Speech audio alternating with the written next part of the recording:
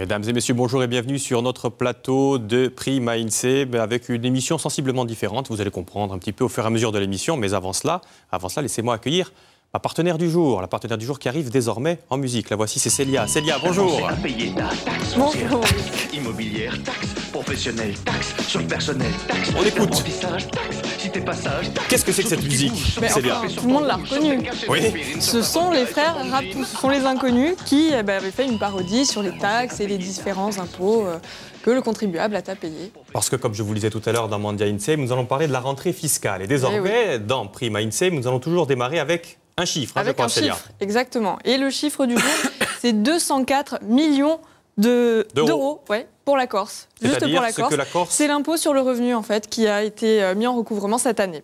Alors, il y a... partage entre la Haute-Corse et la Exactement, il y a 106 millions pour la Corse du Sud et il y a 98 millions pour la Haute-Corse. Alors la Corse du Sud, elle paye un tout petit peu plus, mais sur les 177 milliers de foyers fiscaux qui ont été recensés, en fait, il y en a un tout petit peu moins en Corse du Sud, il y en a 85 000 et il y en a un petit peu plus en Haute-Corse, il y en a 92 000. Alors, il y a 177 000 foyers fiscaux en Corse, hein, on a bien vu, et c'est la Corse du Sud qui paye un petit peu plus. On le verra tout à l'heure avec notre invité.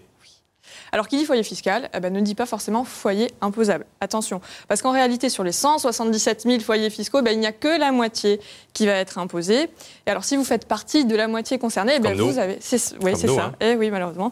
Vous aviez jusqu'au 17 septembre, jusqu'à aujourd'hui, pour pouvoir régler votre impôt sur le revenu. Bon, si vous payez par chèque ou par espèce, hein, vous avez un petit délai supplémentaire si vous payez en ligne jusqu'au 22 septembre. Et puis, les personnes qui payent par tiers, en fait, elles vont être prélevées le 27 septembre. Mais elles ont demandé l'année dernière à payer en 3 fois. Pour cette année, c'est trop tard. Il va falloir le faire, s'y prendre avant le 15 décembre. Alors, vous avez jusqu'à aujourd'hui pour payer. Et puis, si vous voulez savoir à tout prix à quoi servent vos impôts, vous êtes au bon endroit. Vous allez le comprendre tout de suite parce que Célia est allée un petit peu démêler la question tout de suite.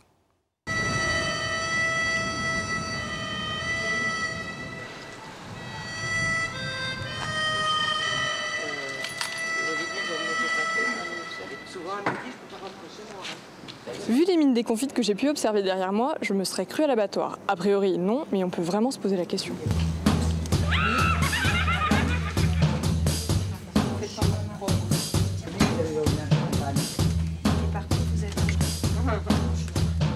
Est-ce que c'est dur d'être à l'accueil des impôts? Non, oui, c'est dur, mais tout dépend de l'époque. Au mois de mai, ils sont demandeurs de renseignements, donc ils sont calmes. Au mois de septembre, quand il s'agit de régler, ils le sont nettement moins. Et ça les intéresse de savoir à quoi vont servir leurs impôts? Généralement, non. Ça ne les intéresse pas vraiment. À quoi servent nos impôts? Je sais que je les paye, mais je ne sais pas à quoi ça sert. Nos impôts, en principe, servent à remplir les caisses de l'État. On est obligé de passer par là, quoi qu'il en soit, de toute façon. Donc, mais on appréhende, ouais. C'est peut-être nécessaire, mais à ce moment-là, il faut les répartir autrement. Les salaires n'augmentent pas, les dépenses quotidiennes augmentent, donc ouais, peut-être une réforme à faire. Venez avec moi, on va aller poser des questions au directeur régional des finances publiques. Bonjour.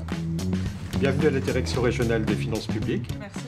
Alors, est-ce que vous pouvez nous expliquer à quoi servent nos impôts? Alors, c'est un sujet complexe, alors je pourrais me contenter d'une réponse lapidaire.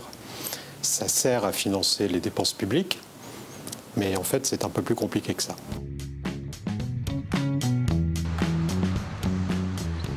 On se réfère à la Déclaration des droits de l'homme de 1789, qui prévoyait que pour l'entretien de la force publique et les dépenses des administrations, il était nécessaire d'établir une contribution commune.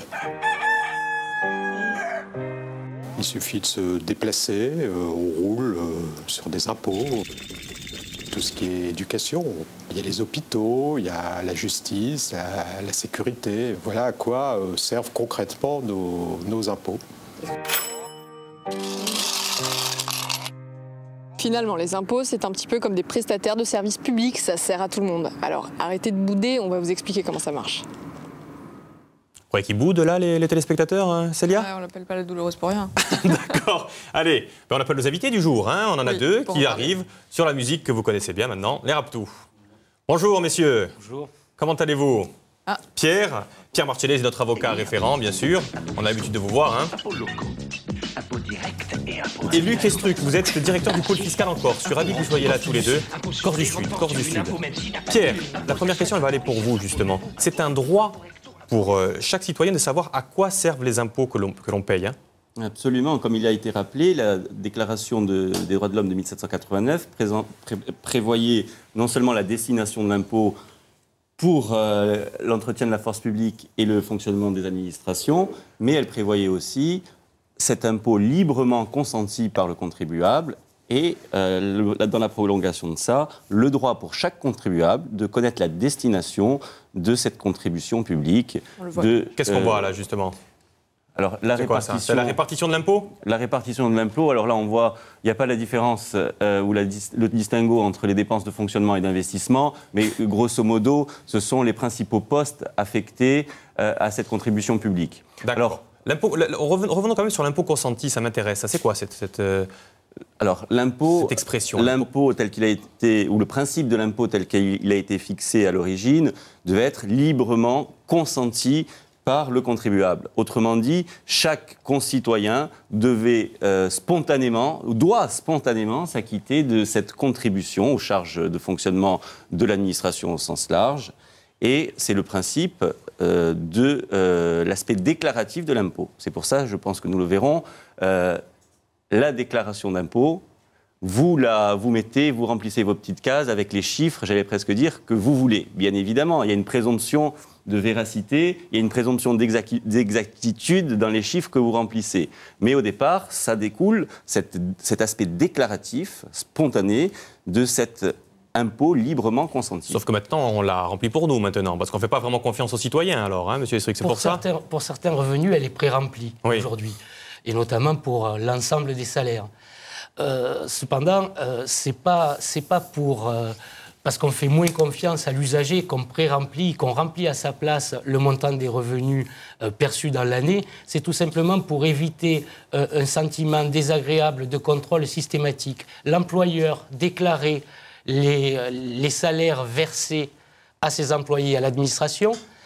L'employé déclarait ses revenus à l'administration et l'administration comparait ces deux données pour en tirer des contrôles. Mieux vaut avertir d'emblée le contribuable sur les montants que nous savons qu'il a perçus.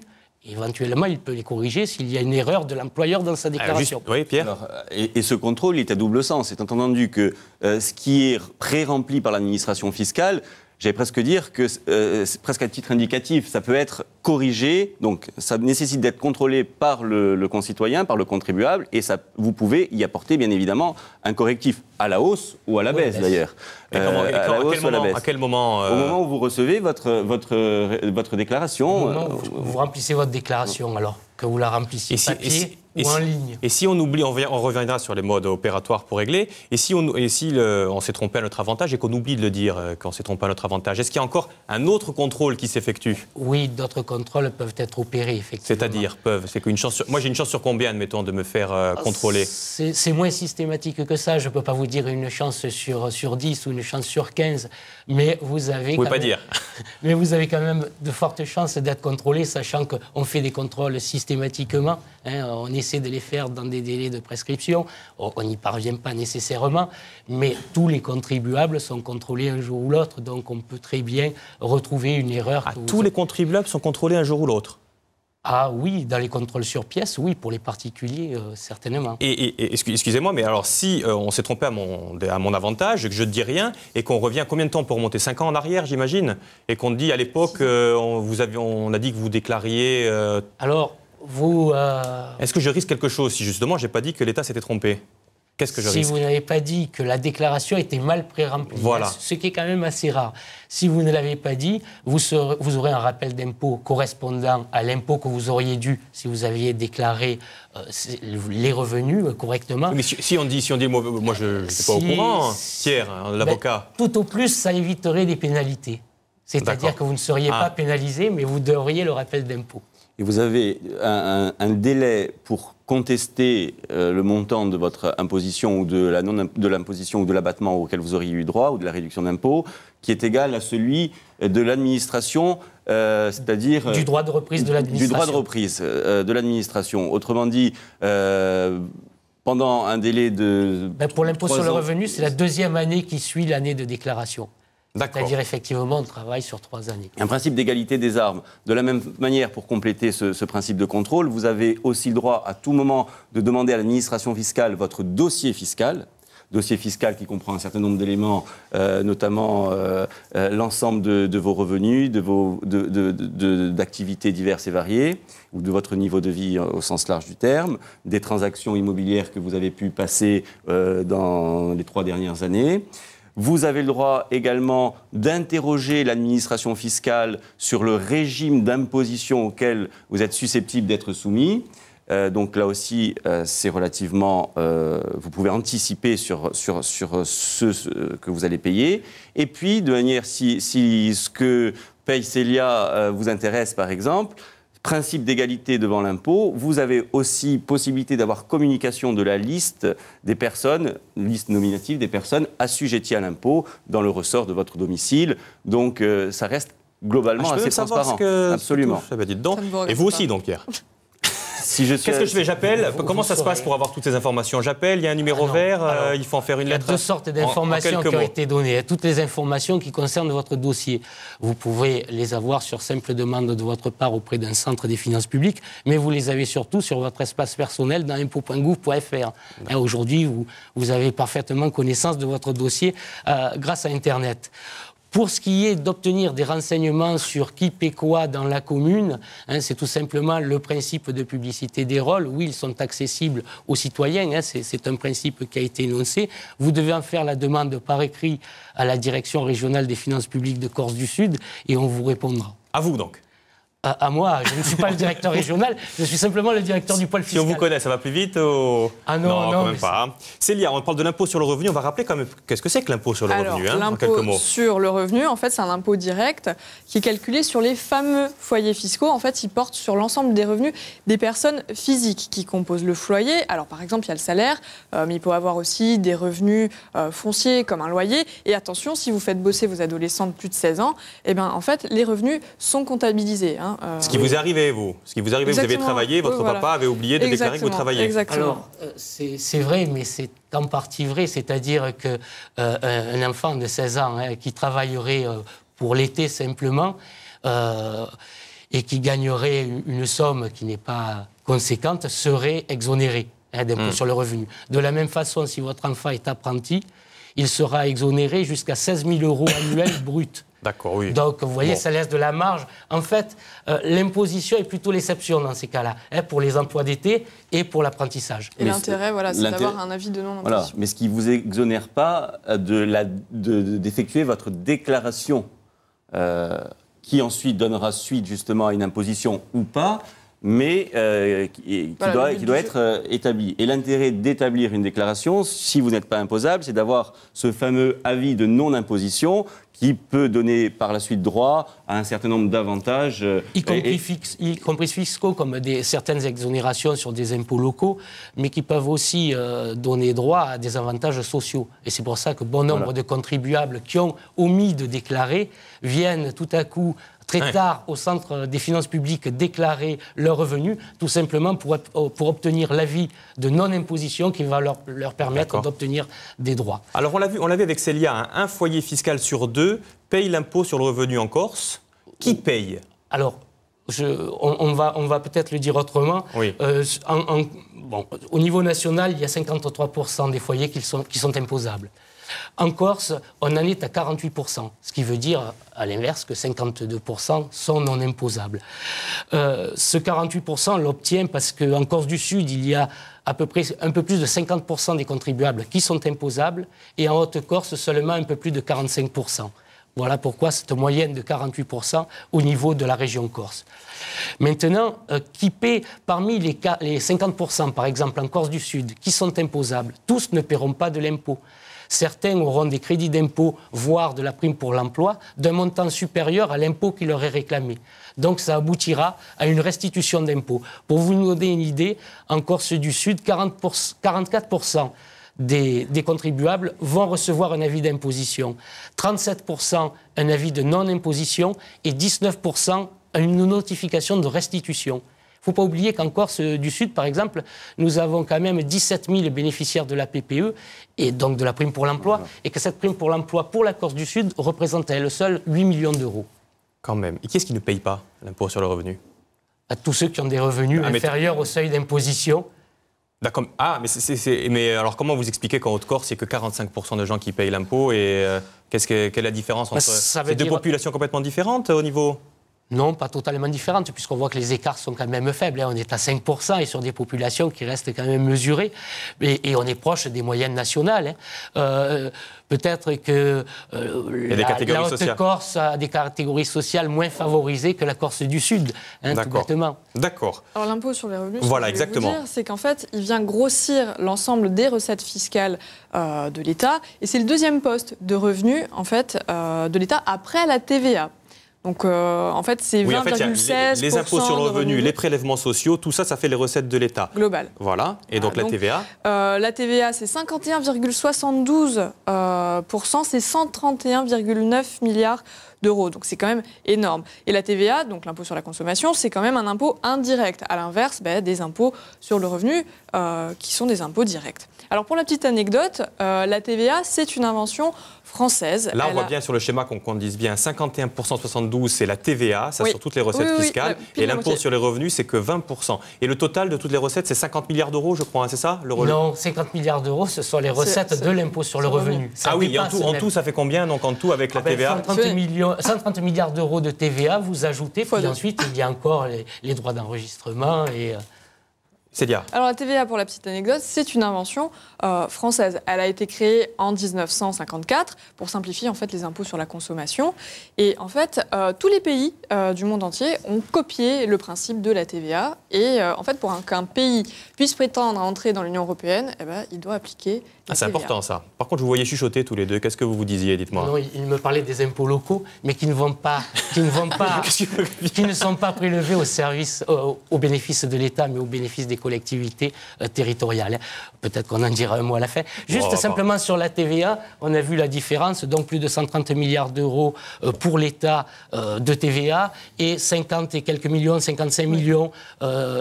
milliards d'euros d'impôts sur le revenu. Pour vous donner une idée, en Corse du Sud, l'impôt sur le revenu, Célia l'a dit, c'est 106 millions d'euros, mais la TVA, ce n'est que 140 millions d'euros. Et là, il faut penser qu'en Corse, nous avons des régimes spécifiques au niveau de la TVA. Important ça. Voilà. Alors justement, tiens, revenons sur la spécificité corse. Le taux de recouvrement de l'impôt sur le revenu en Corse. Alors, d'abord, ce que je souhaite dire sur le sujet, c'est que le civisme fiscal en Corse est à un aussi bon niveau que le civisme fiscal au niveau national. C'est-à-dire que, on parlait tout à l'heure de déclarer, on incitait les gens à déclarer leurs revenus. Il faut savoir que 98% des contribuables corses, et là je parle des deux départements, déclarent spontanément leurs revenus.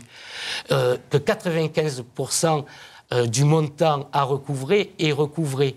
Donc, ça veut dire que non seulement le Corse déclare, mais en plus, il paie ses impôts. Alors, on tend vers le niveau national, on n'y est pas tout à fait, mais on y est pratiquement.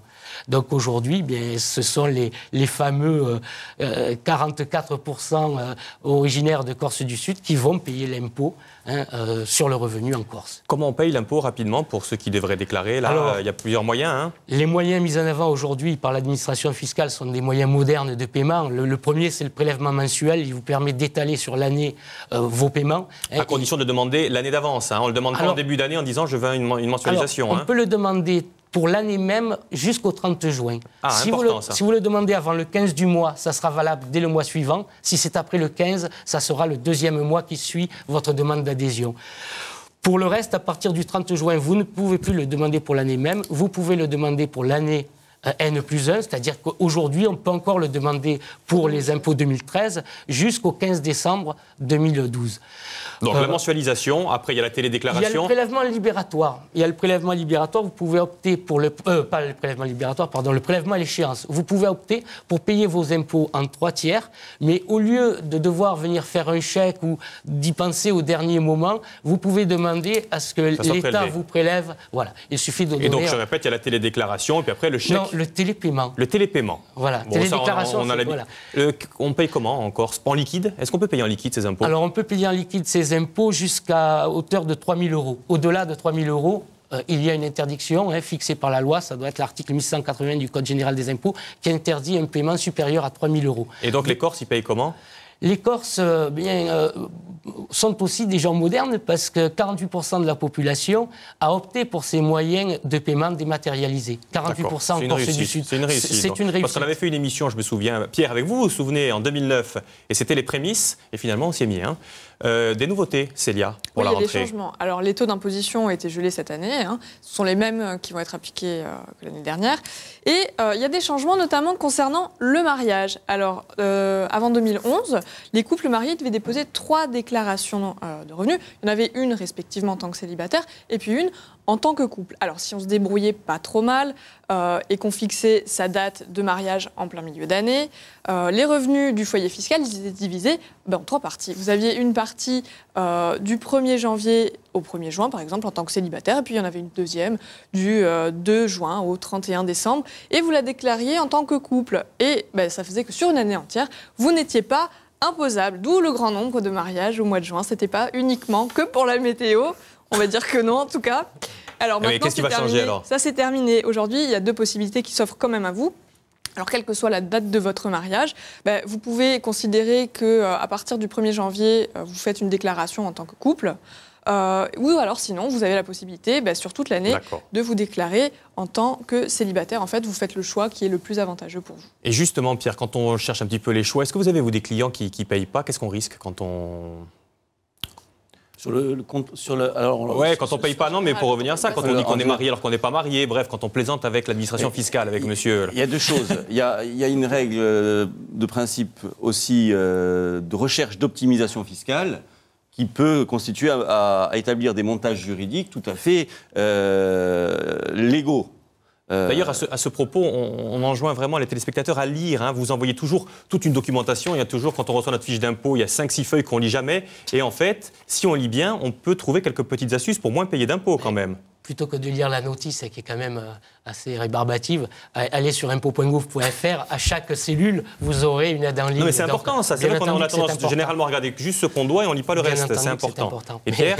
Donc je disais que d'abord, il peut être légitime, voire légal, ou légal, voire légitime, de chercher à optimiser sa fiscalité, donc de générer ou de monter ou de s'organiser de manière juridique pour payer moins d'impôts ou pour payer mieux d'impôts. Ça, c'est la première chose. Après, il y a, au-delà de cette bonne foi dans le paiement de l'impôt, les gens qui sont de mauvaise foi ou qui spontanément essayent de se substituer, de se soustraire au paiement de l'impôt. Là, d'un point de vue de l'administration fiscale, si elle s'en apercevait après contrôle, déjà les intérêts de retard appliqués, 0,40% par mois, plus les pénalités, des pénalités de retard qui vont de 10 à 80% de taux d'imposition. Et puis, si cette soustraction à l'impôt s'est faite par des manœuvres frauduleuses ou autres, ça peut être susceptible d'une infraction pénale et tribunal correctionnel avec des peines d'emprisonnement, des peines d'amende, voire des peines complémentaires qui vont jusqu'à la confiscation de certains biens. Ok, d'accord. Allez, on fait une petite pause si vous le voulez bien, je crois. Parce qu'il y a un nouveau changement, vous voulez dire 2 mots avant que nous accueillions notre astuceur, je dirais, du jour. Il y a d'autres petits changements, notamment sur le livret A, l'augmentation, comme promis, du livret A et du LDD, le livret de développement durable. Donc ça va être effectif à partir du 1er octobre. Donc le plafond du livret A, il va passer de 15 300 € à 19 125 et le LDD, en fait, il va doubler. Donc ça, c'était une chose qui avait été promise pendant la campagne présidentielle, chose promise. Chose due. Alors, il y a d'autres changements aussi qui sont à intervenir. C'est notamment à cause de la 2e loi de finances rectificative. Et ça va intervenir sur les droits de succession. Et ça concerne, en fait, l'abattement en ligne directe. Donc, depuis 2007, je fais assez vite, le montant qu'un parent pouvait donner à ses enfants, à chacun de ses enfants, c'était, sans être imposé, 150 000 €. Là, ça va descendre à 100 000 €. Et en fait, ça va aussi supprimer l'actualisation annuelle, c'est-à-dire que on avait un délai de 15 ans en fait pour que l'abattement se reconstitue. Là, on va plus avoir que 10 ans. Donc c'est assez compliqué. Mais si vous voulez, on peut accueillir. Non, c'est très simple. Vous l'avez bien expliqué. Non, mais on va accueillir notre spécialiste. C'était 10 10 ans, maintenant c'est 15 ans. Voilà. D'accord. Eh ben, pour parler de tout ça, pour un petit peu remettre tout ça dans l'ordre, on va accueillir René Santone qui arrive tout de suite sur la musique.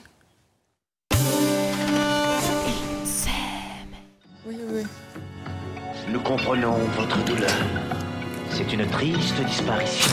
On écoute. Mais dans votre malheur, n'oubliez pas de régler vos droits de succession. Et vous, les droits de succession, Jean-René, comment allez-vous? Très bien. Bon, alors, Célia nous explique un petit peu qu'il y avait des changements. Expliquez-nous un petit peu ce qui va se passer là en 2012. Au niveau des changements de 2012, il y a pas mal de modifications qui sont prévues au niveau fiscal, au niveau civil. On a vu notamment au niveau des droits de succession, puisque depuis le 17 août, le barème des frais de succession entre parents et enfants est passé de 159 000. 325 euros. Jusqu'à 100 000 euros tous les 15 ans. D'accord. Donc pour cela, il y a plusieurs solutions pour... C'est-à-dire? Pourquoi? Il y a le démembrement de propriété où on peut diminuer le montant de cette donation.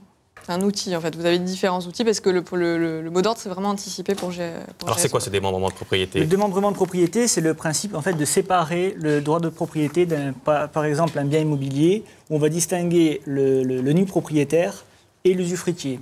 Le nu propriétaire est la personne qui détient la propriété du bien, mais qui n'en a pas l'usage. Et l'usufruitier, au contraire, lui n'est pas propriétaire, mais a le droit d'habiter ou de percevoir les loyers de ce bien immobilier, par exemple. Et donc, grâce à ça, on va pouvoir utiliser le démembrement de propriété, à la fois pour préparer une succession, également pour optimiser un rendement. C'est-à-dire qu'on peut être investisseur en achetant que la nue propriété ou que l'usufruit, mais également pour des raisons fiscales, puisqu'on peut diminuer son ISF, son impôt sur la fortune, ou on peut s'en servir également pour optimiser l'impôt sur le revenu. Oui, donc parce que c'est pas que pour l'ISF, c'est pas que pour les... Je vous vois sourire, monsieur Astruc. Non, simplement non, il pensait à l'ISF, effectivement, puisque la personne ne déclarera plus que l'usufruit, si c'est l'usufruitier qui est à l'ISF, ou éventuellement pour les donations. Lorsqu'on va faire donation, on va donner simplement la nue propriété. La nue propriété aura toujours moins de valeur que la toute propriété d'un immeuble. Si on prend un exemple, un parent qui doit donner un bien immobilier valorisé à 100 000 euros, il doit le donner à ses enfants. Imaginons il a 60 ans. Quand il va donner le bien en nue propriété donc le parent se garder le droit d'habitation, dans ces cas-là, au lieu de donner un bien qui vaut 100 000 euros, il sera valorisé 60 000 euros. Donc ça permet de diminuer la valeur de la donation. Et donc, dans ce cas-là, de ne pas être taxé sur cette donation-là. Ou du moins de ne pas dépasser l'abattement des 100 000. Et fonctionne de l'âge du donateur. Et ça a été mis en place pourquoi, ça? Ce n'est pas un dispositif fiscal, hein, c'est un droit qui fait partie... alors peut-être que... Notre invité pourra donner ces droits civils qui permet de... peut-être démembrer. Je pense que notre ami en parlerait encore mieux que moi. Simplement, moi, ce que je vois à côté fiscal, ce que je souhaite rappeler, c'est que celui qui doit la taxe foncière, c'est l'usufruitier. Parce que souvent, on a des hésitations. Qui doit la taxe foncière? Est-ce que c'est le nu propriétaire ou l'usufruitier? C'est l'usufruitier qui doit la taxe foncière. Juste, vous avez parlé tout à l'heure, l'ISF.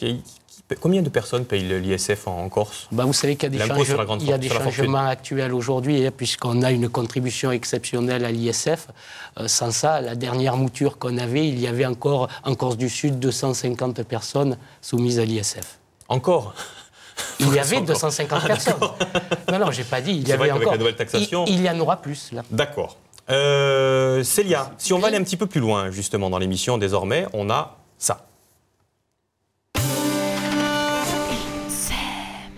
Nos sources pour faire cette émission. Vous avez utilisé quoi? Dites-moi. Si on veut aller un petit peu plus loin, vous avez bien évidemment le site des impôts, donc impôts.gouv.fr. On va regarder un petit peu comment ça s'organise. Oui, parce que vous êtes venu maintenant, vous avez votre tablette tactile désormais. On se modernise sur le plateau. Exactement. On n'a pas investi que dans le décor, on a aussi fait autre chose. Investi dans... Alors, le temps que ça s'arrête, impôts.gouv, donc vous avez plusieurs boutons, notamment un qui est dédié aux particuliers. Donc là, c'est pas du tout ce que je veux faire. Je veux pas accéder à mon espace personnel. Je n'ai pas d'espace personnel sur les impôts. On peut le voir. Hein. On va d'abord faire la demande à M. Astruc. Voilà, c'est ça. Non. Donc vous avez plusieurs boutons. Vous en avez un qui est pour les professionnels. Vous en avez un qui est pour les particuliers, on peut le voir. Hein. C'est ce que vous avez là sur le côté gauche. Vous en avez un pour les collectivités locales. Vous avez de la documentation. Vous avez des statistiques. C'est assez bien fait, c'est assez complet. Vous avez les statistiques sur l'ISF dans le département et au niveau national. Bon. Peut-être un bémol. Il est quand même très, très complet. Donc, avant de s'y retrouver, il faut quand même le pratiquer un petit peu avant. Vous avez aussi le site des notaires de France. Si vous avez envie de parler de démembrement, de propriété ou connaître l'abattement, la réduction d'abattement. Alors, je vais essayer d'y aller moi aussi en même temps que vous. Ça s'appelle Notaire Katy Perry, c'est ça. France. Ce sont les techniciens, ça, qui nous font des blagues. D'accord, les notaires. Et puis, qu'est-ce qu'il y a d'autre? Et vous avez les notaires de France. Donc ça aussi, c'est assez complet parce que quand on veut parler de son patrimoine, la personne à qui il faut demander avant tout, ça reste quand même. Et si on veut demander à Jean-René, on vous trouve où, Jean-René? Tiens, ni sur le site des notaires, ni sur le site des impôts du gouvernement, j'imagine. Moi, sur mon site, altus-conseil.com. D'accord. Vous donnez tous les conseils. Gratuitement? Le premier rendez-vous, oui. D'accord. Après, voir plus d'affinités. Et il y a un dernier livre qui s'appelle « Payer moins d'impôts pour les nuls ». Oui. Alors là, on va voir l'auteur. Hein. C'est aux éditions Brochet. Et effectivement, vous avez plein de petites astuces à l'intérieur si vous avez envie de payer moins d'impôts. Parce que, bon, a priori, on n'a pas trop envie d'en payer quand même, hein, même si on doit le faire. C'est une obligation. Est-ce que justement, on va en payer plus ou moins d'impôts là? On en est où sur... Tout dépend de l'évolution de vos revenus. Hein, mais non, on peut pas dire qu'il y a une politique qui fera payer plus ou moins d'impôts. Il y a des avantages qui sont consentis à un moment et qui ne le sont plus aujourd'hui. Il y avait par exemple 19 000 salariés qui, en Corse du Sud, avaient bénéficié de l'exonération des heures supplémentaires. Cette exonération n'existant plus, ils n'en bénéficieront plus. D'accord. En tout cas, il me reste à vous remercier tous d'être venus. On y voit beaucoup plus clair maintenant sur notre rentrée fiscale grâce à vous. Quoi qu'il en soit, vous ne bougez pas. Hein. On va faire une petite pause de 5 minutes et on retrouve Diane Salicet qui désormais arrivera ici à 13h. Elle part dans les micro-régions aussi, Diane, et elle nous ramène de bonnes petites nouvelles. On va voir avec elle. Elle est allée notamment au Médiéval. Elle est allée au Médiéval de Lévis.